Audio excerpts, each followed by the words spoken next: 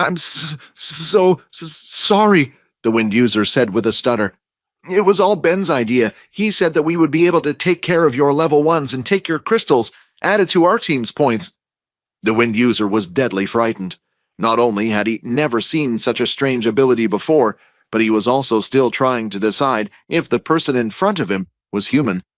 This Ben, does he work for anyone? Quinn asked. I mean, we all work for the military, but no one told us to do anything if that's what you're asking. Quinn couldn't be 100% sure if he were telling the truth or not, but judging by his reaction and how frightened he was, Quinn felt like his words were true. You know, if you increase your charm stat a bit more, you would be able to get these weak-minded people to tell you anything, the system said. Are you kidding me? Quinn asked. No, there are certain skills in your system that will only unlock once you get enough stat points. One of them is a type of mind control for the charm stat. It's quite handy if their mind is weak. You can replace their memories, get them to spill the beans, or even if it was high, you could even get the person to kill themselves. Of course, that would only be for the very top of vampire classes. Do you know how many points in charm I need to unlock this skill? Quinn asked. 10 points are needed for the influence skill. 140 of 200 EXP. Right now, Quinn had gained 20 EXP for defeating the level 3 student, and 40 EXP points for defeating the level 4 student. Even if he did defeat the wind user in front of him, that would only bring his experience points up to 160. It wouldn't be enough to level up. The reason why Quinn was so adamant about unlocking this skill after hearing about it from the system was because he didn't know what to do. The 3 users here were from the same school as him, and they had seen his ability. It would have been fine if it was just the shadow ability, but they had also seen his blood abilities as well and his incredible healing. If he could, he wanted to avoid killing his fellow students, but it was something that would have had to be done. Just then, from the corner of his eye, Quinn saw something forming from the ground. The sharp object shot out like a bullet, and Quinn managed to move his head and dodge at the last second. Suddenly, heavy breathing sounds could be heard. When Quinn looked at the wind user in the shadow wall, he could see that an earth spike had impaled right through the wind user's neck. More spikes started to appear from the floor, and when Quinn looked ahead, he could see that the earth user had regained consciousness and was barely standing on his feet with his hand held out. Die, you bastard! He shouted. Thinking about the spike, Quinn felt like he had just avoided death. You just tried to kill me, Quinn shouted, when I was just thinking about sparing your lives. Humans are truly disgusting, Quinn thought. In a fit of anger, Quinn sent out blood swipe after blood swipe. The earth user tried to raise a wall between them, but the wall was far too weak. The second the blood swipes made an impact, the wall was smashed, and the blood strikes continued to hit the user. Quinn continued to fire out blood swipes until a message had appeared. A level 4 human has been killed. 80 EXP gained. At that moment, Quinn stopped. 210 of 200 EXP. Congratulations, you are now level 12. 28 of 65 HP. 2 free stat points have been added. 10 of 400 EXP. Quinn wasn't thinking correctly and purely attacked out of anger. The fact that someone had almost killed him, he just reacted, and what happened was not part of his plan. But just like when he looked at Ian's dead body, Quinn felt nothing looking at the Earth user's body, lying there lifeless in the corner. Then, from the back of the shadow void, he could hear a groan. Please, save me! It was coming from the wind user, who still had the earth spike lodged in his throat. The color on his face was now turning pale. If Quinn were a healer, then perhaps he would have been able to have done something. Walking over to the wind user, Quinn looked at him. Your friend did this to you. No, you did this to yourself when you tried attacking me. I will put you out of your pain. Casting his blood swipe from above and at a close range, he managed to cleanly cut off the wind user's head, and now he was no longer in pain. Level 3 user killed, 60 EXP gained, 70 of 400 EXP. So I do get more EXP for killing them. Looking at the bloody mess instead of feeling sick like a regular person, his stomach started to growl. Your hunger grows. During the fight, he had used up a lot of blood and had been stabbed several times, and right now the sweat smell coming off his body was only getting stronger. But his mind felt conflicted. I guess I'm no longer human. 65 of 65 HP. Blood type O has been consumed. 1 free stat point has been added. Before doing anything else, Quinn checked if the free stat point could be put into his charm skill, and just like he thought, it could. He then went on to the next body, the Earth user, and had done the same. After getting everything he needed, he could finally increase his charm points to 10. Charm points 10. New skill, Influence has been unlocked. Depending on the user's charm points and the mental strength of the opponent, the user can influence the person or creature to do their bidding. This includes things such as memory loss, information extraction, and so on. Must make direct eye contact with the target. Looking at the bow user on the ground, Quinn was tempted to just end his life there and get the experience points. However, he felt like he really would have lost a grip on himself if he did. In the end, he decided to try out his new powers, and if it didn't work, he would have to go through with it anyway. Lifting the user off the ground, Quinn slapped him across the face a few times until the man eventually woke up. As soon as his eyes opened, Quinn activated his new skill. Skill Influence activated. Skill successful. Around the user's eyes, a small red circle could now be seen, and his body went slightly stiff. "What do I do now?" Quinn asked. "Just say whatever you want, and it will happen. If you ask him a question, his brain will process the information and answer. If you tell him to forget something, he'll forget it. You can even replace the memory, but that's a little risky, to be honest, and doesn't work well if he gets pulled in for questioning." Quinn did as the system said and gave out his instructions. "I want you to forget everything that happened today. You never saw me, and you never met me. You just came out to hunt some beasts, and I want you to go back to sleep." The color around the man's eyes returned to normal, and he quickly went back to sleep as Quinn had ordered. Quinn then tried to cancel the shadow ability, and slowly from above, the shadow started to shrink and disappear. The shadow started to slowly clear and shrink back until it all went right underneath Quinn's feet. "You are being hit by direct sunlight. Your stats have been reduced by 70%. Immediately he felt sluggish, and his head started to hurt. Once his MC points had returned, he was sure to use Shadow Cloak to cover himself and get out of the sun. Then, just as Quinn was getting ready to set off, he spotted black smoke off in the distance. "Isn't that next to where Peter was?" Vorden and the others started to make their way through the dry, harsh desert. Eventually, after walking through the desert, they could finally see the small well area in sight. "That's where Quinn said to meet them, right?" Layla asked. "Yeah, they said they would be here." But just then, Vorden stopped and looked down at the ground. Rubble from one of the buildings could be seen everywhere, but what shocked him the most was Peter. He was crawling across the ground towards them. His legs had been hurt, and possibly a few of his ribs broken. The only thing he was using was his forearms to crawl along the floor towards them. "Peter, what happened?" Layla asked as she came rushing over and knelt by his side. "I have to," Peter mumbled. "I have to get back those crystals. Otherwise those guys will hate me. I can't live anymore," Peter said. "Peter, you've done enough," Vorden said, as he knelt and placed his hands on his shoulders. Peter was half-conscious the whole time, yet there was one thing in his mind keeping him going forward. He had dealt with the gruesome pain of being tortured, but he couldn't deal with everyone hating him. He looked up and could see Vorden bent over in front of him. Immediately, tears started to run down his face. "I'm sorry, Vorden," Peter cried. "They took the crystals. I tried to stop them, I promise." "I know you did," Vorden replied. At that moment, all the energy had left Peter's body, and he had completely collapsed and passed out on the floor. "What do you think happened to him?" Layla asked. Aaron had ignored Peter for the most part, and went straight for the bag past him. It was laid on top of the rubble. "It's gone," Aaron said. "They took our crystals." "Well, I guess it was pretty clear what happened then," Vorden said. "Wait a minute, what about Quinn? I don't see him anywhere," Layla said. "Well, it's not like we can ask Peter what happened," Aaron replied. "They probably took him away too." Although it was possible, the other two doubted it. Out of the bag, Aaron had pulled out a little first aid box. It looked to be made of metal like a small briefcase, and had a small standard red cross on it. Then she placed it on the ground and pressed the red cross. The little suitcase started to transform into what looked like a little droid. "How can I be of assistance?" the droid asked. "Student Peter Chuck over there. Administer whatever you can to make him feel better." The little robot then scouted off and started to scan the area until it had eventually found Peter injured on the ground. "Will he be okay after this?" Layla asked.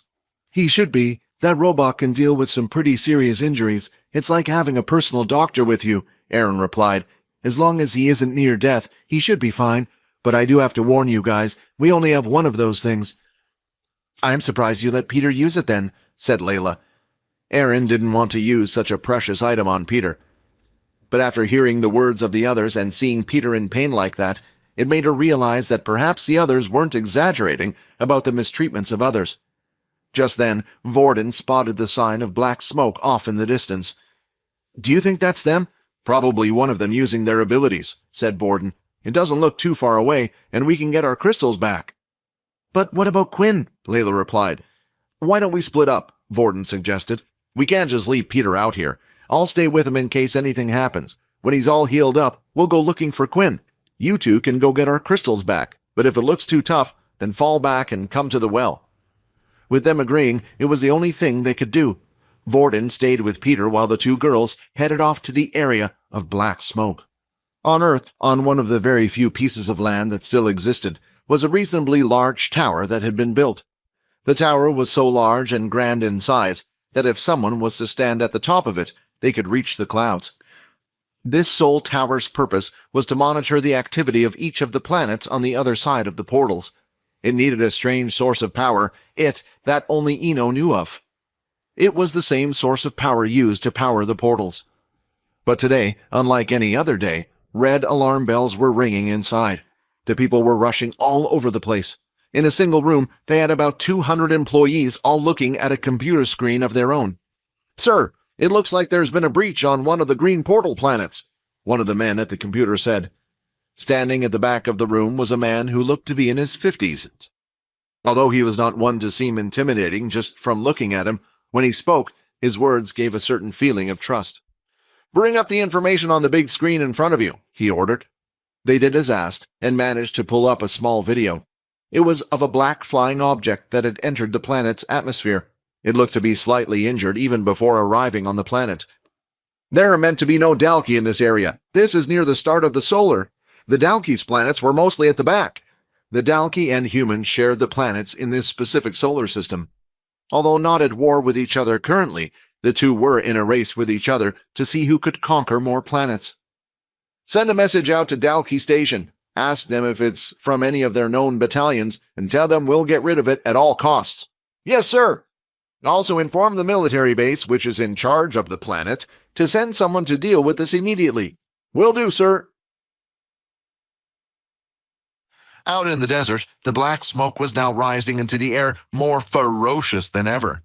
It looked like a signal was being cast, and could probably now be seen for miles out in all directions. Although Ben had told his friend to go ahead and run away, they both stood there. As the Dalki got out of the ship, they felt like their eyes couldn't leave such a powerful being for even a second. As Ben looked at the Dalki, he noticed that it had a single spike coming from the back of its spine.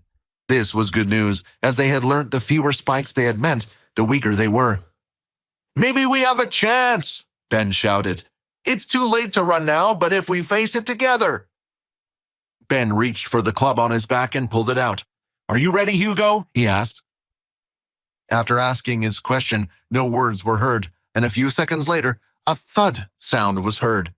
As he turned his head, he could see his friend's body lying there in the sand, dead. Ben didn't even know what happened. Out of fear, he charged in with his club held in his hand and used all his strength to smash down at the beast. But with a single hand, the Dalki grabbed the club and then crushed it to pieces. "This place stinks," Dalki said. The two girls continued to walk through the desert. "Wait up! Aaron, slow down! It's really hot out here," Layla complained. "I can't let them take our crystals. If they hand them in and we lose our points, then that means we could lose our place at number 1. So what? It's not worth risking our lives over. Even without those, we should still get a pretty good position. Why do you need to be number 1 so much?"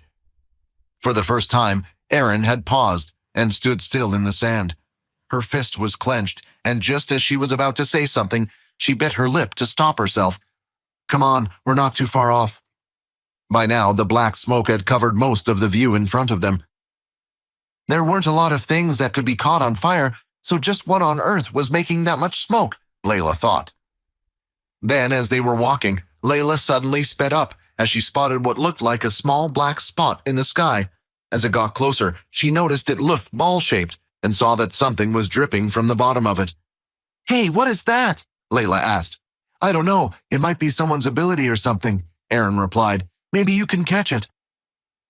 Finally, when it was a few meters in the air, Layla managed to stop it and slowly brought it over to their location. But a few seconds later, she forgot about everything and immediately dropped the object onto the floor. A thumping sound was heard, and it rolled onto the sand towards them. With it, a trail of red was sinking into the sand. "That was a head," Layla said with her voice all shaky. "I'm not seeing things right. It was a head?" "Was it a beast? Or maybe something else even? It could even have something to do with the black smoke," Aaron said calmly. "How are you not affected by this?" "Our lives are worth more than some stupid crystals," shouted Layla. "Let's get back to the well and tell the others." But Aaron stood there deep in thought. "If it's an intermediate beast and I use my full strength, I should still be able to take it out," she thought. But then, in the distance, a tall figure could be seen coming towards them. Its tail slowly moved to the left and right. "What is that?" Layla asked. For the first time, Aaron didn't seem like her confident self. However, right now she is different. She had crossed her arms over her body, hugging herself and shivering in the desert heat. "Mommy, please save me," she said ever so quietly. Now that the creature was even closer, Layla could finally see what Aaron could see. It was a Dalki, but it wasn't alone. As it walked, it seemed to be dragging something along with it. "Oh, is that another two I see?" the Dalki said. He then looked at Ben's body, which he had been dragging with him. It now had no head, but the rest of its limbs were still intact. He placed his foot on the body and pulled on the arm, ripping it from its socket. "It's a bit closer than last time, but it's not as easy to throw." The Dalki aimed at the two in front of it, leaned back, and speared the arm through the air. Seeing the arm coming towards them, Layla knew this one was too fast for her to slow down with her ability. They barely managed to dodge it, with Layla pulling Aaron away from the area. "Aaron, we're getting out of here." Drawing her hand back, she slapped Aaron across the face, leaving a red mark as she spoke. "Ice path." She created an ice path in front of her and then formed blades below her feet. "Do you know how to ice skate?" Aaron asked. "No." "Then hold on." Lifting Layla onto her back, Aaron started to skate down the ice path at amazing speed. Every time they would reach the end of the path, she would extend the ice in front of her. Those two girls were probably heading for the shelter. If so, it would be bad news if they warned everyone before I got there. I guess I better stop them. Unluckily for the two girls, if the Dalki knew they were not heading for the shelter, he perhaps would have left them on their own. Their destination was actually for the well, hoping to warn Vorden and the others. Vorden was currently looking at Peter, who was bandaged from head to toe. The little droid had even performed stitches in areas that had an open wound. "Did we go too far?" Vorden said to himself. "Too far? Are you kidding me?" Rayton said. "You seem to be forgetting that this person sent us off to our death." "Rayton, don't you remember why we were created?" Vorden asked. "Perhaps Peter was going through something similar to Syl, and it was only thanks to us that Syl was able to cope with it all. Have some sympathy for Peter." Just then, Peter started to move a little in his sleep, until eventually he opened up his eyes and slowly lifted the top half of his body off the ground. "I would move slowly if I were you," Vorden said. "I know you hate me, and you have every right to, but I feel like I need to get something off my chest," Peter said. Vorden continued to look away, avoiding eye contact. "I didn't choose the school or the bullies over you two like you might be thinking. I chose my family over you two. You see, I have an older sister, or maybe I should say, I had an older sister. She died on an expedition. It was a big shock to us all, but it was an even bigger shock for my parents. They told me not to worry, not to try and work hard like my sister, for fear I would perish as well." "Sounds like you had a good family," Vorden said. "You should have listened to them. Trust me, they are a lot happier with you alive." Peter then lifted himself from the ground and looked at Vorden. "I realized that, and that's why I said I picked my family over you guys. But then they started targeting me, threatening me on this expedition." "Was it Earl and his underlings?" Vorden asked. "No, I mean they were a part of it, but it was someone bigger, someone near the top." "Who? Peter, tell me. Was it one of the teachers, or even one of the sergeants, maybe?" Peter paused for a second, as he was unsure whether he should tell Vorden or not. Vorden strangely looked at him. This made Peter feel scared and made him start to talk. It was... Before Peter could answer, "Vorden! Peter! Quinn!" Layla shouted at the top of her lungs. The two of them immediately headed outside and could see Layla being carried by Aaron, who ice-skated through the desert. "Are you okay?" Layla asked Aaron. "I just used up all my power. I don't think I can help in the fight," Aaron said. "What happened? Are you running from the people who stole our crystals?" Peter asked with a worried expression on his face. "No, it's a Dalki," Layla said. The fear was written on her face. Further in the desert, Quinn was plodding away in the loose sand, walking back towards the water well. "Long exposure to the sun has been confirmed. Your body has been weakened further. All stats will now be reduced by 80%. "What is this?" Quinn shouted. 80%? At that moment, Quinn had fallen to his knees as his whole body gradually started to feel weaker. "What is happening to me? System, help! Please explain!" Quinn shouted to himself. Skill-activated shadow cloak. The shadow at the bottom of his feet began to slowly surround him. He became like a human figure made out of shadows. Stats have returned to normal. His MC points hadn't fully recovered. Quinn wasn't bothered about this. Aaron and Vorden could protect him until his MC points fully recovered. "A Dalki, are you sure?" Vorden asked. They suddenly saw a black figure flying in the sky. It was coming in their direction. It crashed into the large metal machinery, causing it to break apart. The Dalki standing right in the middle of the wreckage could be seen. "You should tell me where the shelter is. Now," Dalki said, pointing to the piece of scrap metal beside Layla. "Me?" she stammered. "It's over there," she pointed. "Thank you, but I'm afraid no one can know that I was here." He then straightened the piece of metal in his hands with his claws. Then, using his fingertips, he sliced the top half of it to create a makeshift spear. "I must not fail my mission," he says as he chucked the spear toward the students. Vorden immediately arrived in front of the group and conjured an ice barrier. "No, that won't be enough," Aaron said while still lying on the ground. She then lifted her hand and helped Vorden cast another wall behind it, making it as thick as possible, using the last bits of her power. "I need to help," Layla thought, as she focused her mind, doing her best to slow down the spear's movements. Also, Peter rushed forward to where the ice wall was. "Peter, what are you doing? Watch out!" Vorden shouted. "I can help too," Peter shouted back. Peter placed both of his hands on the ground, and in that spot, a piece of earth started to slowly rise, eventually creating a third barrier. Then finally, the spear had stopped moving. "Oh, perhaps we need to start waging this war again before you Earthlings grow even stronger." "Syl, we need your help now," Vorden said. "No," Syl shouted back.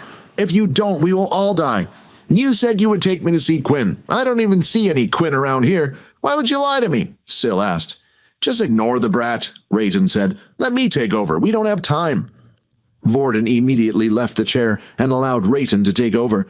The Dalki then rushed forward, and at that moment, Rayton placed both of his hands on the ground, and a trail of ice materialized, heading straight for the Dalki's feet. "Hey, ugly!" Rayton shouted at the Dalki in an attempt to provoke it. "When that ugly thing stops moving, fire all the arrows you have at it," he shouted to Layla. In the end, she aimed the arrow to go directly into the Dalki's thigh. However, the arrow simply bounced off, not even leaving a scratch on it. "Damn it!" Rayton shouted. "Let's have some lizard barbecue." Using both of his palms, he fired a huge stream of fire toward the lizard. But then, the intensity of the flames started to decrease at an alarming rate, as if they were being sucked away by something. All of the flames were flowing towards the Dalki like it was a vacuum, traveling in one stream directly towards the Dalki's mouth. "Thank you for the meal," it said. "I haven't had anything this tasty in years." "It's hopeless," Aaron said. "It's too strong. We're all going to die." Skill-activated Shadow Void. The area around them started to be encased in a dark shadow. "Is this the Dalki's power?" Layla asked. The Dalki himself was equally confused as them. Just what was it that was surrounding the entire area with them in it? The black shadow started to surround all of them. It slowly encased the group until finally the whole area around them was filled with purple shadows. But then Aaron noticed that the Dalki was also looking around in confusion at the shadows as if it was something unknown to it. Then from behind a claw-like shape of red lines came flying toward the Dalki. It turned around. Sensing the power of the attack, it lifted both of its arms to protect itself, and it placed its arms in an X shape right in front of its face. Just as it was about to look up, 4 more of the same attack came at it. Although the attacks didn't hurt the Dalki, for the first time in a long while, it had been pushed back from its position by an attack. As soon as Quinn had released his first attack, his shadow cloak had disappeared, and this had revealed him to everyone. The problem was he was low on MC points. He only had 30 of his MC points left, and he needed to use them wisely.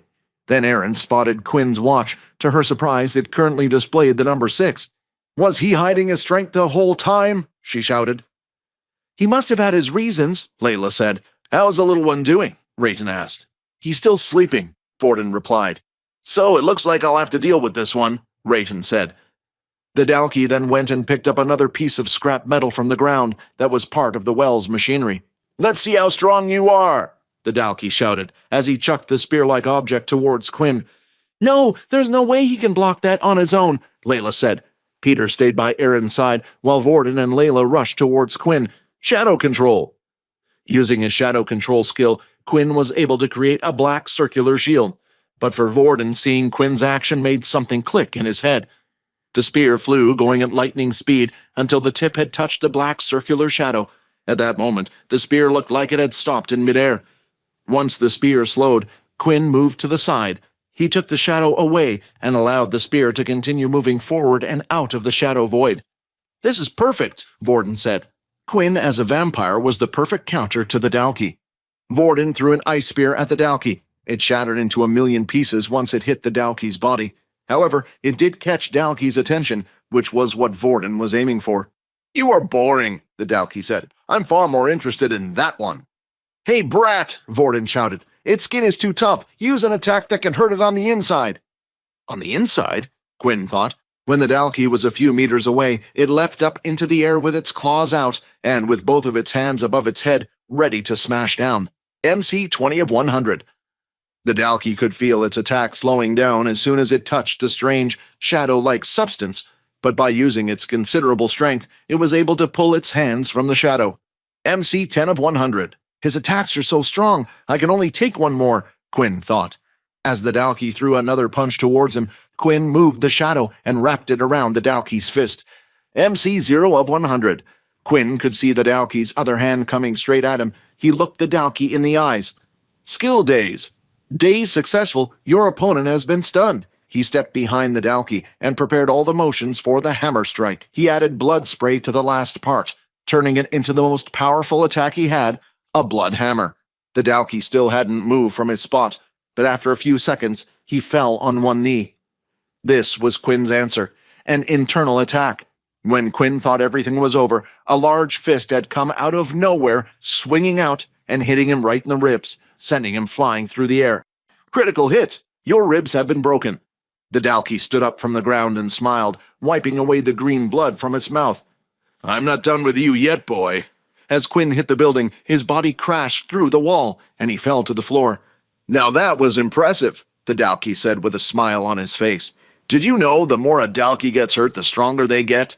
When the Dalki tried to take another step forward, it felt something akin to a force field that was pulling him back and slowing him down. Syl had taken over. "Are you trying to take Quinn away from me?" he yelled. "You Earthlings are nothing like we were told, and you're not even adults, you're just students," the Dalki said. The whole situation was filling the battle-crazy Dalki with happiness. At that moment, Quinn was just lifting himself off the ground. 100 millimeters of blood used. Blood bank is now empty. "Vorden, how long do you think you can hold him?" Layla asked. At the same time, she saw Quinn lifting himself off the ground and the sun continuing to set behind him. "Even if it turns to night, how is Quinn going to be able to fight such a thing? It's just too strong," Layla thought. Then she seemed to recall something Quinn had told her in the past, that he seemed to get stronger with each person's blood he drank. The next thing Layla did, she grabbed one of the arrows from her quiver and used the tip to make a small cut on the palm of Aaron's hands. Then, using the bowl of ice, she allowed the blood to drip into it. Once there was a good amount of blood, she continued to do the same using her blood. Next up was Peter. The Dalki continued to move towards them, and the sweat was running down Syl's face. "The stupid dinosaur's strong," Syl said to Vorden and Rayton. Suddenly, Layla appeared by his side. She created a small cut on the back of Vorden's leg. When the bowl was finally full, she started to make her way towards Quinn. "Just what is that girl doing?" the Dalki thought. "Here, drink this," Layla said as she handed over the bowl full of blood. He took the bowl and gulped it down in one go. 65 of 65 HP. Blood bank has been filled. 2 points have been added into agility. 1 free stat point has been added. You are no longer affected by sunlight. All stats have returned to normal. After consuming the blood in the bowl, Quinn felt like a whole new person. "I can't hold on any longer, I'm too tired," Syl whined. The struggle against the Dalki was too much for him. He wasn't fighting obsessed like Rayton, so he gave up control and left Vorden in charge once again. The Dalki could suddenly move 1 foot in front of the other again. The amount of force it felt being exerted on itself was like nothing compared to before. Quinn, seeing this happen, knew he was in trouble. He put the free stat point into agility without hesitation. It now brought his agility stat up to a total of 23. Then, using all the speed he could and activating his boot's wind walk ability, he rushed over to where the Dalki was. Moving at an incredible speed, Quinn managed to cover the distance from the building to where the others were in only a few seconds. As soon as he was in range, he cast another blood swipe. The attack ripped through the sand and was heading straight for his target. The Dalki pulled his head back at the last second, and the attack skimmed right past its nose. "But how is this possible? I'm certain you should be at the death's door by now," the Dalki said. The Dalki charged towards him. A swing made its way to his head. Quinn ducked down and threw out a punch, performing blood spray at the same time, taking advantage of the close range. 60 of 65 HP. The fight continued in this fashion, with Quinn avoiding each of the Dalki's attacks, and whenever it would get too close, he would use his blood abilities to push it away. 48 of 65 HP. Quinn had to be sure not to get a hit from the Dalki. Another claw was coming at him, and it looked like he was about to get hit. He had no choice but to perform the flash step and appear directly behind the Dalki. "Damn, I can only use the flash step one more time," Quinn thought, but the Dalki was getting equally frustrated. "You little Keenan, I will squash you." It lifted both fists and smashed them into the ground. It didn't seem like an attack made to hurt anyone. The rocks just lifted into the air and quickly fell back to the floor. It was just a way for it to let out a little bit of frustration. Quinn had taken a few steps back away from the Dalki and quickly opened up his status screen. MC points 40 of 100. This was what Quinn was waiting for. He was waiting for his MC points to return so he could use the shadow ability again. The Dalki was surprised to see that Quinn was the one coming towards it. "So you finally decided to attack, I see," it shouted. Quinn flung his hand out with his fingers held together, casting a single red line of aura. Then, before it could move away from him, the shadow underneath his feet started to move. The shadow reached out and grabbed the blood aura, holding it in place, and now the other end of the shadow was attached to Quinn's hand. The two opponents were still quite a distance away from each other, but Quinn still swung out the shadow scythe. Seeing this, the Dalki wasn't afraid. It was slightly confused, actually, as the scythe would be able to reach him. Suddenly, as the scythe was swung outwards, it seemed like it was starting to extend. With Quinn's new attack, combining his shadow control with the blood swipe, hit the Dalki's body. 47 of 65 HP, 35 of 100 MC. The Dalki's blood continued to drip from its side and fall into the sand, but now the spike on its back was pulsating faster and glowing brighter. Seeing the Dalki injured and bleeding made Quinn feel excited. He charged forward once again. "Come on, attack me again," the Dalki shouted. And Quinn did just that. The attack was a success, and it caused the Dalki to fall onto the ground. Its forearms were dripping with green blood, but it ignored its wounds. It just stood up once again and charged forward. At this point, even Quinn was starting to worry. He went to attack once again with his shadow scythe. Only this time the Dalki managed to jump and avoid the blow. "Did it just get faster?" Quinn said. "You seem to have forgotten," the Dalki said. "I told you already, the more we are hurt, the stronger we become." "I can't win," Quinn said. "Even with my full power, it's still too strong." "Snap out of it, Quinn," the system shouted in his head. "You only became a vampire a couple of weeks ago, and you think you can already take out an enemy like this? You will grow in due time, but the important thing right now is to survive." "I can do this! I have to do this!" Quinn shouted. Running forward and not changing his direction, he went straight ahead. Then, just as the Dalki was prepared to attack, flash step! He used his skill, allowing him to avoid the strike and go right past the Dalki. "What is he doing?" Layla thought. "Should we run? Is that why he's coming towards us?" "I need blood!" Quinn yelled. "I can't fight the Dalki like this. I need more blood!" Layla didn't ask any questions and immediately started to make another cut on the palm of her hand, and Aaron had already formed another ice bowl. But when they all looked up, their faces had dropped entirely, for the Dalki was already right behind Quinn. Not only had its strength gotten higher, but so had its speed. Everything about the Dalki had improved. It was too late for Quinn to notice, and the Dalki was already mid-attack. The fist flew forward and penetrated right through flesh and bone, going straight through his body and out to the other side. Bright red blood could be seen dripping onto the ground with a fist through his body, but it wasn't Quinn's body that was penetrated. The person who had been hit was Peter. "Quinn," Peter said weakly, coughing out blood that filled his mouth. "Please, forgive me." His body fell to the ground and hit the soft sand. His blood continued to soak the sand, turning it red. At the moment Quinn needed help the most, the only one brave enough to step up and come to Quinn's side was Peter. However, it came at a terrible price. As Quinn saw Peter's body hit the ground, a certain reality hit him. He had seen people die before, but this was the first time that someone he knew personally had died. "Peter!" he shouted. "When did he get over there?" Layla asked after hearing Quinn shout. "He must have started moving towards Quinn as soon as he saw the Dalki," Borden said. The Dalki looked at Peter on the floor. "That's quite noble of you. It's a shame, though, since you will all be dying with him."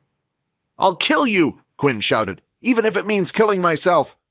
Quinn rapidly fired out multiple blood sprays. "Hey, it seems to be working!" Layla shouted out. "I'll kill you!" Quinn shouted, "and once I'm done with you, I'll suck out your blood until you're nothing but a walking skeleton." He continued to shout out words of abuse, but he wasn't sure what he was saying. Fortunately, a nice surprise came to him amidst his combat. Blood spray has leveled up. Blood spray is now level 2. As it hit the Dalki this time, its wound seemed to be opening up, as more green blood was leaking out of it than before. Now that the two of them were a distance away, the group ran up to Peter to check on him. Surprisingly, even though he had such a big wound, he was still breathing. Layla cried out, "He'll bleed to death like this. It might be best if we kill him here," Vorden said all of a sudden. The two girls looked at Vorden with expressions of shock. "Look at him, he's in pain. He's been bleeding for the last 2 minutes, and at most he only has another 3 before he's completely gone. It'll be more peaceful to get rid of him now." But the group didn't have time to decide, for they were distracted by something else. When they looked over, they saw Quinn kneeling on one knee, while the Dalki was still standing, but green blood was oozing from the multiple wounds on his body. Quinn hadn't paid much attention to it, but he had unfortunately ran out of stamina. With the increase of firepower in the blood spray, it also took up more energy to use it. He looked at the Dalki that was still standing, unbelieving that it was still alive after it had received so much damage. The Dalki soon started walking over, while Quinn looked at it directly in the eyes. Daze. Daze skill ineffective. And just like that, the last thing he could do had been tossed out the window. "Damn it! If Peter can go forward, then at least I can as well," Vorden shouted all of a sudden as he charged in with what little power he had left. But all of a sudden, a large metallic object went flying right by Vorden's head, landing directly between Quinn and the Dalki. "You kids get back! Get out of here now! That's an order!" It was a mech. The mechs had humongous strength, and were equivalent to that of the Dalki they were currently facing. "Come, Quinn!" Vorden yelled, putting Peter on top of his shoulder. "Let's get out of here!" And with that, the two of them went over to where the others were by Peter's side. Right now, his face was much paler than before, and not to mention, his eyelids were drooping as well. Quinn knelt by his side and looked him in the eyes. "I'm sorry, Peter. You saved me." "If you wish to save him, you must act quickly," the system said. "I can save him? But these wounds are impossible to heal with no healer around." "That is indeed the case, but if he was no longer human, and a supply of blood from each of you, he would be able to overcome this fatal wound. Would you like to activate the blood ritual?" The system had given him an option at the most crucial time, whether to make Peter into a blooded one or not. Surely becoming a vampire was better than dying, right? "I'll do it," Quinn said. "Quinn, what's up with your eyes?" Layla asked. Quinn didn't know it himself, but as soon as he had accepted to activate the skill of his blood ritual, his eyes started to glow. Right after, he started to follow the instructions one by one. Please proceed by inserting the host's blood into the mouth of the target. Then, using one of the tips of Layla's arrow, he inflicted a cut on his hand, creating a brand new wound. He held his hand just above Peter's mouth, who was now barely breathing, and allowed for the blood to drip in. Peter's eyes then opened wide, and now he had red rings around his eyes. "Quinn, this isn't enough. The transformation has only just begun, but he now needs the blood of the others to live," the system shouted. "Guys, please, I need you all to do the same," Quinn asked. Just then, Peter's body started shaking uncontrollably. Quinn quickly grabbed both of his hands. "Someone hold his mouth open," Quinn shouted. Vorden quickly moved to the top of Peter's head and held his mouth open wide. The others did as instructed, and each one squeezed out the blood from the previous wound they had made before, reopening them. Finally, a result. The wound around Peter's stomach started to heal as his cells slowly patched them together. It was at a speed unseen unless one was using a healing ability. "What magic is this?" Aaron said out loud. Peter started to struggle less and less until he eventually calmed down, and his eyes were finally closed. "Is he still alive?" Layla asked. At that moment, Quinn received another message. The ritual was a success. The human has successfully been blooded 1/2. A vampire ghoul has been created. A new family has been created. What would you like to name your family? Now that you have turned someone, he falls under your ranks. He has your blood, so he is part of your family. Every vampire that turns someone has the responsibility to look after their family, the system explained. Right now, Quinn could only think of one thing. Although he had gotten stronger thanks to the ability, he now relied on one thing: blood.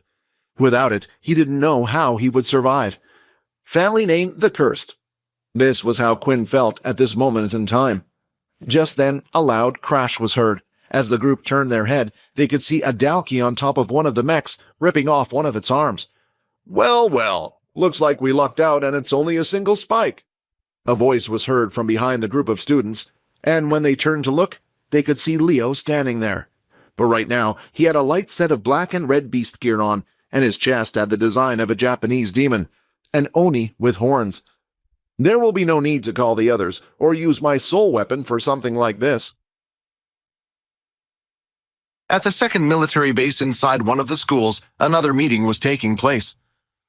"There's been a report of a Dalki ship crash landing on the planet Callity," Nathan reported. The tower made communications with the Dalki, and of course, they said it was a member who had gone rogue. Before Nathan could even finish his sentence, Leo stood up from his seat and bowed down in front of Nathan. "Please allow me to go. Those students are too young to experience something like this, especially on their first outing. They must be protected." As long as the Dalki had no more than 3 spikes, then Nathan was confident in him. "Faye, Haley, I want 2 of you on standby just outside the portal for their return. If any backup is needed, then you go straight through. Haley, heal anyone who needs immediate medical attention." "It seems like Dell's class is having it tough this year," Haley said. "I couldn't agree more. It's almost as if bad luck has been following them around wherever they go," Faye replied. Leo was eventually ready, unhesitatingly entering the portal soon after. The shelter had responded to the emergency response and had closed all shelter gates. 2 mechs had been sent out to look for the Dalki, with both of them arriving at the crash sites. But once the mechs had discovered their location, they were able to tell Leo exactly where they were. "Men, fall back!" Leo shouted. The 2 guys in the mechs did as ordered. "Another one," the Dalki said as he saw Leo walking towards him with his hand on his sheath. The Dalki looked like he was heavily injured, but that didn't fool Leo.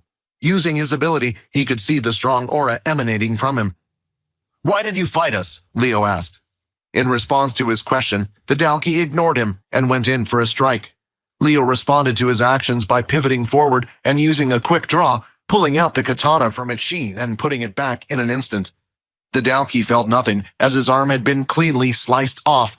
There was no resistance like everything else before had. It was as if the sword was able to ignore all attributes. "You!" the Dalki pointed with his other hand. "I know who you are. The others had warned me about you." Unfortunately for him, before he could finish talking, its head had also been cleanly cut off. "Was this the only one?" Leo asked. For a moment, the students had forgotten to speak as they were too amazed at what they had just seen. Yes, that's the only one we saw," Layla replied. The 2 mechs soon ran forward and went down on their knees. "Thank you for protecting us, Sergeant Leo." "Don't thank me," Leo replied. "Thankfully, the Dalki was already on its last legs. You 2 must have done a good job in injuring the Dalki before I got here." The 2 soldiers looked at each other in response. They hadn't even managed to land a hit, even once. Nearly all of the wounds that were on the Dalki were on it before they had even gotten there. It couldn't have been the students, could it? They simultaneously thought. In contrast, Quinn's attention was focused on something else. His eyes were fixated on the Dalki's hand that was not too far away from them. He started walking over, and Vorden soon noticed what he was looking at as well. Inspect. Dalki, a half-human, half-beast race. Half-human, half-beast? Quinn looked at it with a confused expression. Aren't the Dalki aliens? Inspect. Dalki blood. Consuming the blood will have unknown effects on the host. System, do you know what the Dalki blood will do? Quinn asked. No, the system replied bluntly, but I will tell you this. If it did harm to your body, the system would warn you. Should I? Quinn thought. The system said it wouldn't hurt me, right? Well, here it goes. As the blood touched his tongue, a mint sensation entered his body. Level 1 Dalki blood has been consumed. A 10% increase in all stats. Will last 1 hour. The tingling feeling Quinn felt through his body was hard to describe, and the buff that he got from obtaining it was amazing. Quinn looked at the arm again and thought if there was any way of him taking it back with him. Unfortunately, it seemed like non-living matter was unable to enter the dimensional space. But by that time, Leo and the other two were already done with checking out the dead Dalki body. These two will escort you back to the school. Make sure that all your injuries are dealt with. As the others walked off with the soldiers, Leo grabbed onto Quinn's wrist. It looks like you stayed true to your word, and you protected them, Leo said. I guess you are on our side after all. But as Leo looked past Quinn, he noticed Peter, and he looked slightly different and had a slight tint of purple to his aura, similar to Quinn. I'm still keeping my eye on you two, Leo said, but for now, go rest. Just then, as the group continued to carry Peter on their shoulders, it seemed like he was starting to wake up. As he opened his eyes, Vorden and Layla slowly allowed him to stand on his own 2 feet. What happened? He asked. I think you should talk to Quinn once we have the time and this is all over, Vorden replied. Anyway, how are you feeling? Layla asked. I'm feeling good, Peter replied. Better than usual, actually, although I am a bit hungry. Somewhere in an unknown place in a large room, there was a large rectangle table that stretched out far and wide. On the table, there were a total of 13 seats, and each one had a person sitting in them, all apart from one. It was a mixture of men and women, and they all looked all sorts of ages. But they all had one thing in common as they sat in their seats, and that was their red-colored eyes. Behind each of the seats was a single purple-colored flame, just behind them attached to the wall, and behind the empty seat, there was one that had been lit up as well. A single man sat at the head of the table and started the conversation. As you can see, the flame has been lit above the 10th chair. Does that mean he's back? But I thought he had died.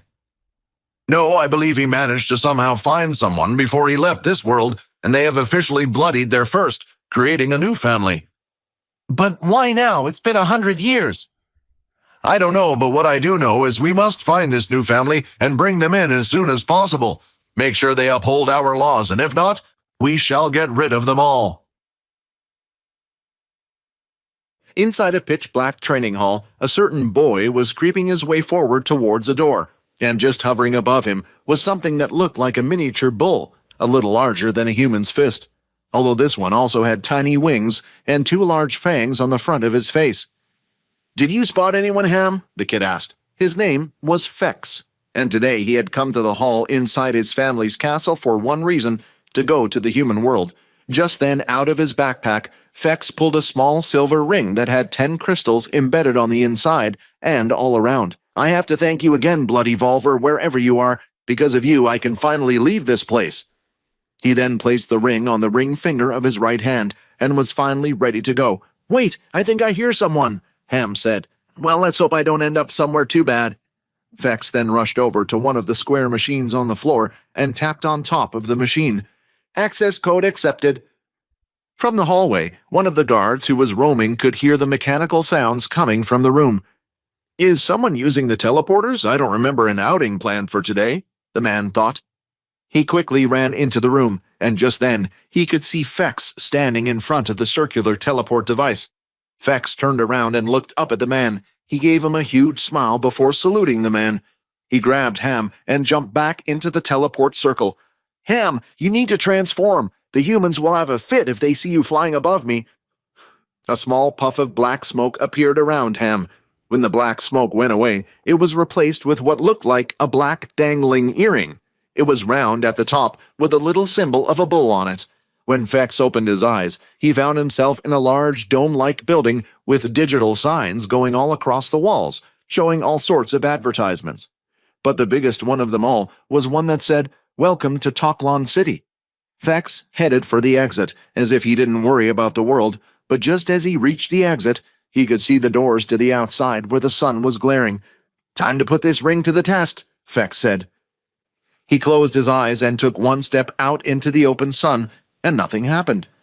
With a big smile on his face, he continued to walk forward and started to explore the city. After walking a while, Fex decided to stop by what looked like a food shop. "Perhaps I can get this thing called wine, the drink my grandpa was talking about, from this shop," Fex thought. As he went inside, he started to look around the shop in the drink section for an item labeled as wine. He grabbed a random bottle and rushed over to the counter, waiting for his turn.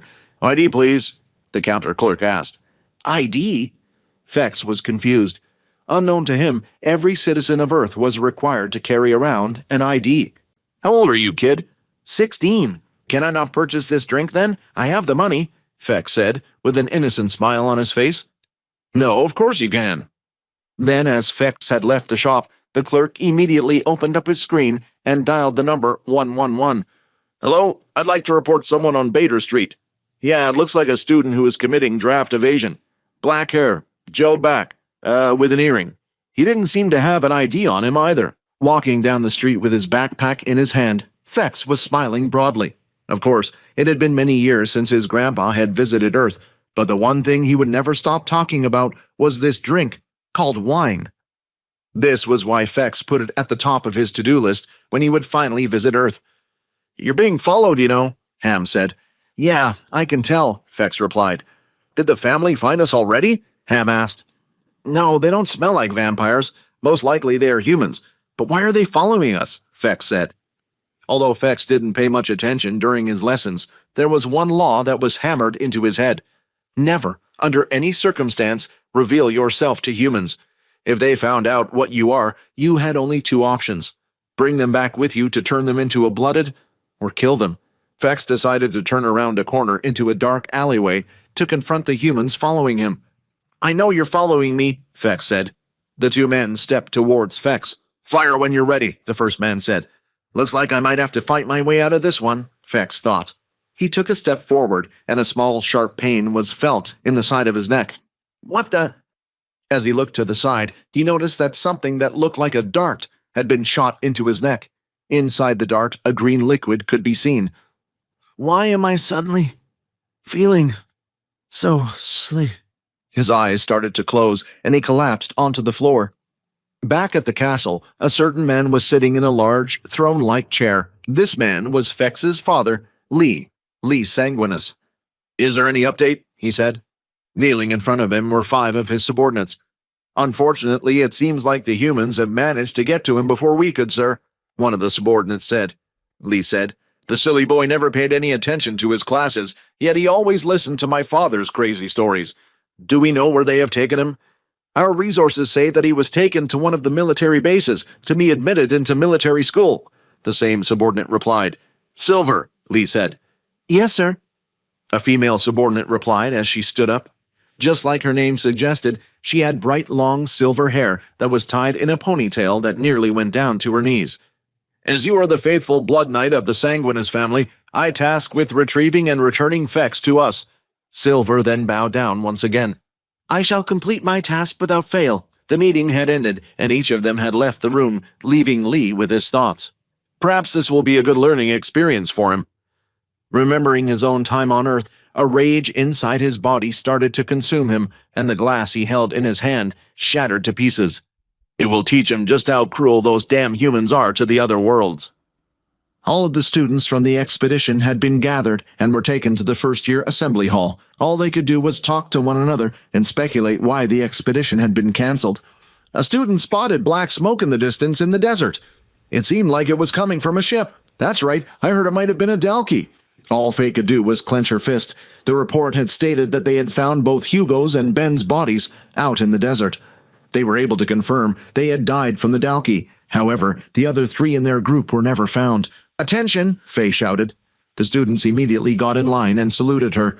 Then a holographic screen appeared behind them. It was a scoreboard with all the team scores. "First things first, as you may know, the expedition has been cancelled," Faye explained. "What that means for all of you is that the points you had obtained in the first 2 days before the expedition ended will be your final score for this exam." "What?" Aaron blurted it out, and she wasn't the only one. "Enough! There are more important things than the test," Faye shouted, calming down the chatter amongst students. "Right now there's a high possibility that some of your fellow students have died on this test, and worst of all, it was to the threat we have all been training against, the Dalki. The Dalki has been swiftly dealt with, and it seems like this was not a planned attack, but a stray ship. But this is a reminder to you all why we need to train so hard every single day, and I hope you will remember that. You are dismissed," Faye said, ending her speech. But Aaron wasn't bothered about any of that. "You!" she shouted and pointed at Quinn. "Why did you hide your strength? If you have fought with us that day instead of hiding under that umbrella, we would have gotten a better score. And what's with your strange power? How did you heal Peter? He should have died. No more excuses. I want answers for everything that happened," she screamed. "If you were that strong, then why didn't you help?" Tears streamed down her face. "I think it's best if we all head back to our room," Layla said. "We can explain everything there, and I'm sure Peter has a lot of questions of his own." While the first-year students were being informed of what happened, the 3 generals were having a meeting of their own. Nathan, the head of the first years, Duke, the head of the second years, and the last general, Mike, who was head of communications. "I wonder how many of your students would have died on that expedition if it wasn't for that Sergeant Leo of yours," Duke said. "I doubt you even have the strength to take on a Dalki yourself." "Are you upset because you can't bribe him to come over to your side with one of those Earth ability books of yours?" Nathan replied. "It's a pity that your tactics of recruiting only work on those weak-minded fools." But then the one person who could calm them down entered the room. The door swung wide open, and a middle-aged man wearing a business suit came walking in. "We welcome the head general," they all said at once. The head general proceeded to sit down in his seat as he brought up an initial report for all 3 of them to see. "We all know these odd attacks have been happening on our beast planets for a while. Every single time an attack takes place, they seem to be getting closer and closer to our starting planet." "Do you think they're aiming for the city station?" Mike asked. "For now, I believe these solo Dalki are just sent as scouts. They have no clue how strong we have become in this time frame, and they have no clue what security measures we have, but I fear this may mean that the war will be starting again soon. In a couple of weeks, we have a visit from Mr. True Dream, which means I will need you to prepare some students for him." The 3 generals gave awkward glances at each other as they heard this piece of news. "Duke, I expect you to do well like you always have," the head general said. It was already night, but there was still some time left for the group to talk before their curfew would start. Therefore, they all decided to head to the boys' room to discuss what on earth had happened during the fight with the Dalki. The 3 boys promptly sat on Vorden's bed, while the 2 girls sat on Quinn's. "I suppose I should be the one who starts explaining first," Quinn said while standing up. He moved towards the center of the 2 groups. "Recently, as you may all know, Vorden and I have entered the Red Portal planets. While we were there, I discovered a strange ability book, one that allowed me to control shadows. It was a strange book because it disappeared the moment I learned the ability." Quinn then tapped the surface of his wristwatch 3 times. The number suddenly changed from a 1 to a 6. When he tapped it another 3 times, it changed back to 1 again. "I knew it," Aaron said. "But why did you have to hide it from us?" At that point, Quinn took a deep breath. "That's because I have an even bigger secret that I was hiding. I'm a vampire," Quinn said, looking at Aaron and Peter with a nervous look on his face. "So, this is what you guys came up with to try to give an excuse why Quinn didn't use his powers?" she said. "Well, I'm not buying it. I don't believe that a human that needs blood to survive exists. If there were such creatures as vampires, why haven't they revealed themselves to the world already?" Aaron then went towards the door, pulling it open before saying her final words. "You guys disappoint me. I was starting to think that we were a team, not a bunch of liars." With that, she closed the door behind her and stormed off. "Do you think she'll tell anyone?" Quinn asked. Are you kidding? With a reaction like that? Vorden replied. She didn't even believe it herself. Well, how did we expect her to react? Oh, it's okay. You can have my blood anytime. She's not Layla, for goodness sake. I'll go up and check on her, just to make sure she doesn't tell anyone. I'll give you an update about it tomorrow, Quinn. Although Aaron didn't seem to believe it, Peter, for some reason, did. He didn't know how to explain it, but ever since he had left, his body felt different. There was some sort of connection that he felt between Quinn and him. The last thing that convinced him was the fact that he wasn't dead. Quinn, does it mean that I'm a vampire now too? Peter asked. Just what was a vampire ghoul? Quinn thought. I'm afraid it isn't good news, the system said. Out of all the possibilities he could have turned into, this was the outcome I was hoping for the least. The system's words didn't give Quinn great hope, and what he was about to hear lessened his optimism even further. Anyway, let me try to explain everything I know, Quinn said as he grabbed the pencils and wrote a pros and cons list right next to Peter's name. Are you ready? The system asked. While the system explained the difference between a vampire and a vampire ghoul, Quinn would write it down on a piece of paper while explaining it out loud to the others. Why don't we start with the positives? The system said. First, unlike a vampire, a ghoul is not affected by sunlight. The system continued, and so did Quinn. Ghouls are stronger, faster, and can see better than a human, but their main strength is their incredible healing abilities. They are even more impressive than yours, Quinn. Broken bones, chunks of flesh will be instantly healed on the spot, Vorden said. Peter, this means we can just say you have a self-healing ability. There are a few of them out there, although we will have to keep it a secret from the school, since they all think you have an earth ability. Now the next bit of information is more for you, Quinn, the system said. Ghouls are most loyal to their maker. The main reason for this is because your blood resides inside their body. Unfortunately, what this means is you will need to supply Peter with your blood, otherwise his body will start to deteriorate and eventually will cease to exist. As long as he gets a supply of your blood, then he will live on forever by your side. What do you mean by loyal? Quinn asked. Similar to how your charm skills work, whatever you command, Peter will feel like he has no choice but to obey, although this does depend on the amount of your blood that remains inside his body. The longer he goes without a new dose of blood, the less inclined he will be to follow your orders. What about human blood? Will I need to drink that?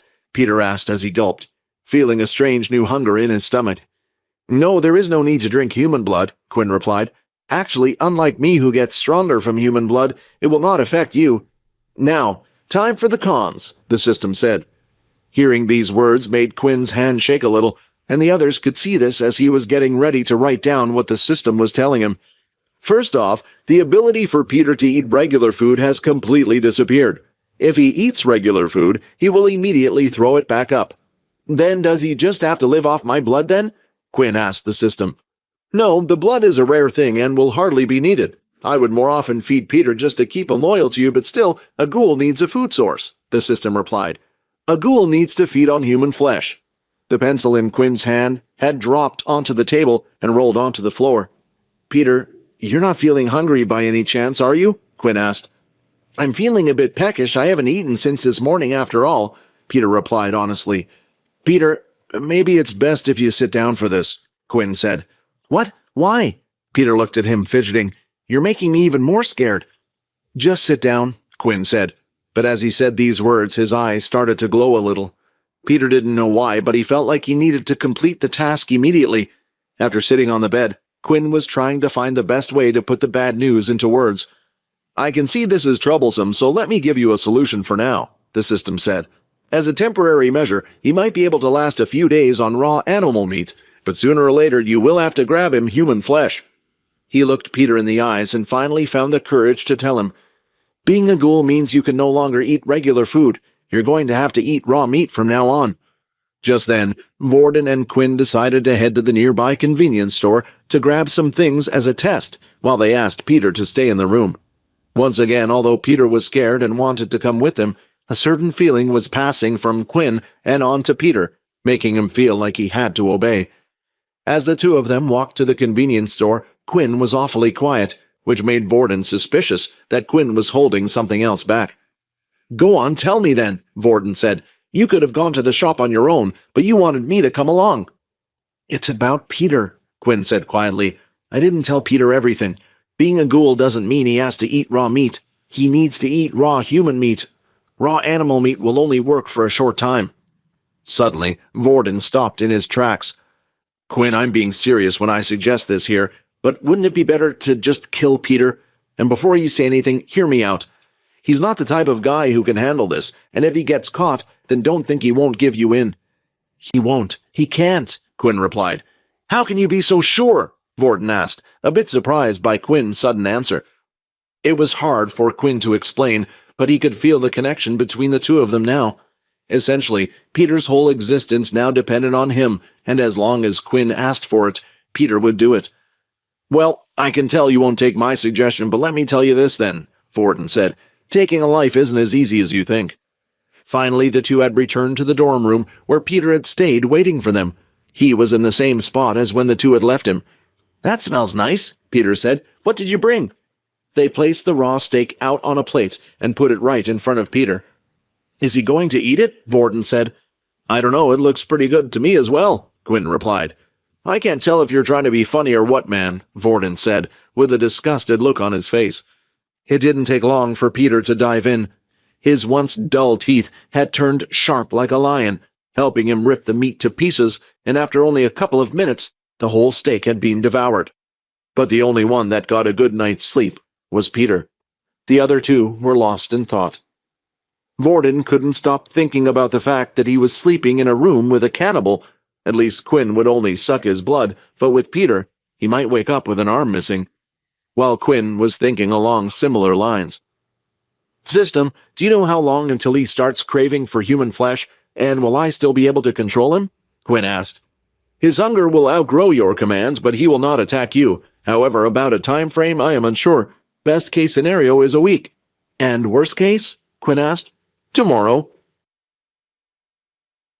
The next day had arrived, and when Vorden had woken up, he had faint bags under his eyes. Quinn eventually managed to get some sleep, but he didn't seem to have fared much better either. "Didn't get much sleep?" Quinn asked. Vorden shook his head while looking at Peter, who seemed to still be sleeping peacefully away. "At least he still looks like a human." Within the next 2 days off, Quinn knew he needed to hurry and find a solution to Peter's situation.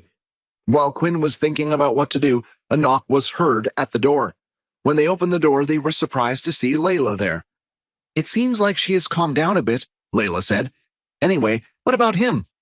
Quinn then went on to explain what had happened to Peter and how he had turned into a ghoul. When Quinn mentioned this, her face immediately dropped.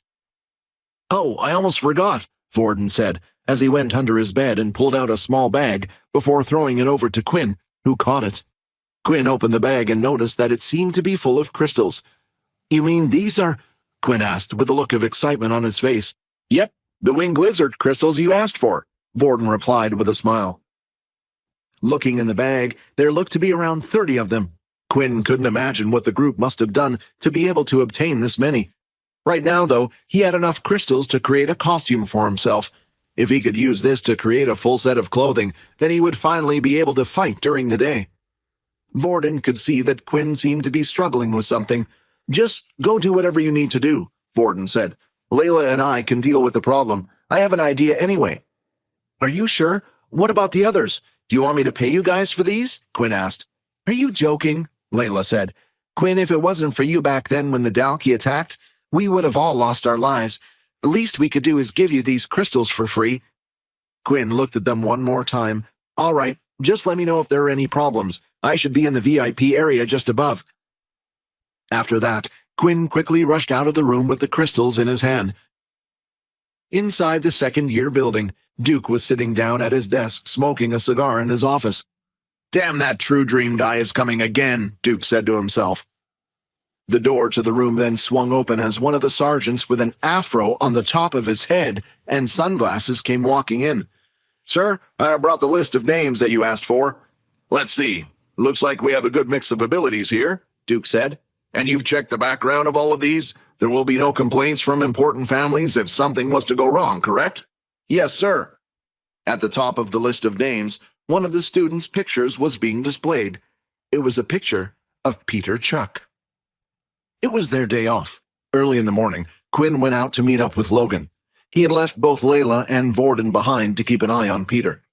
Quinn had told them that at some point, Peter would be required to eat human flesh. It could take up to a week, but it could also be tomorrow. It could also be as soon as today, Vorden thought to himself.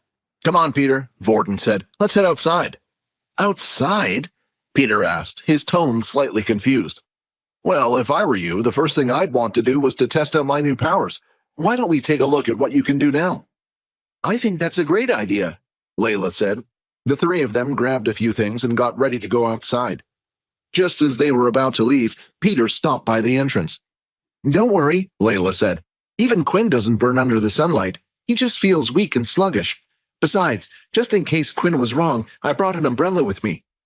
Peter closed his eyes and stepped outside under direct sunlight. Just as Quinn had said, he didn't feel any weaker than before. He felt the same on the inside as he did outside. The group walked toward the park. They continued to walk until they had finally found a quiet and clear area in the woods that was devoid of trees. It was also hidden from view. This place is perfect. Besides, if anyone comes close, we will be able to hear them in time, Vorden said. What should we test first? Layla asked. How about strength and speed? Vorden said as he walked up to Layla, holding out his hand. Do you mind? Fine. She held out her hand and allowed Vorden to copy her abilities. The two of them then lifted a bunch of branches and sticks off of the ground. Just do your best to avoid the sticks as much as you can, Vorden shouted. Looks like not only has his speed gotten better, but his reflexes as well, Vorden said. But he's still Peter. Peter nodded when he was ready, and the two of them immediately started to hover the sticks up in the air, aiming to hit Peter with them. For Peter, it was the first time that he felt confident during practice. It was like he could see the attacks coming towards him. Just then, Vorden timed both sticks at the same time. Peter pulled his body back, avoiding the first stick. Then, the second one from behind came right at his face, but he still managed to catch the second stick out of the air at the last second, just as he pulled his face back. However, the tip of the stick still managed to cut his cheek, drawing the smallest amount of blood. Oh, sorry, Peter, Vorden yelled as the two of them rushed over. But by the time they reached him, the blood had fallen to the ground, and the cut that was once on Peter's cheek was no longer there. Looks like the super healing can be checked as well, Vorden said with a smile on his face. The next test they had for Peter was his strength. For this trial, they used a simple tree. So, you want me to just punch a tree? Peter asked, looking at it carefully. Just go for it, Layla said. You already know that you have super healing. But that doesn't mean I don't feel any pain, Peter said. But he was also curious to see how much stronger he had gotten. He readied himself and looked at the tree, then pulling back his fist, he swung it outward. As he hit the tree, he had done so at an odd angle, causing his wrist to bend on impact. He screamed out in pain. When they looked at the tree, there was a large dent that had been made. Well, we know you have abnormal strength, that's for sure, but I think there's a clear difference between you and Quinn, Layla said. What do you mean? Peter asked. Well, let's say if Quinn was to do the same thing. Even if he didn't punch the tree dead on, his wrist probably would have been fine. I think that's because his body is stronger than that of a regular human, Layla explained. While yours, although you have super strength, your body is still just like ours, made of regular bones and flesh. If you attack at full power, you will probably end up hurting yourself. As soon as Layla had finished explaining, the wristwatch on Peter's arm lit up.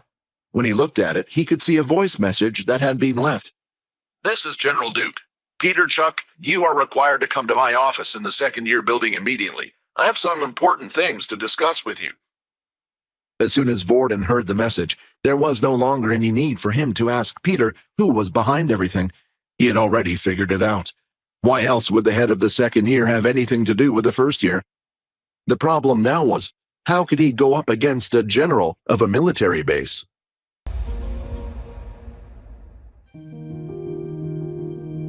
Hi, Quinn here. Wondering what happens next? If you want to jump the queue and unleash all episodes, click on the link here and install the Pocket FM app.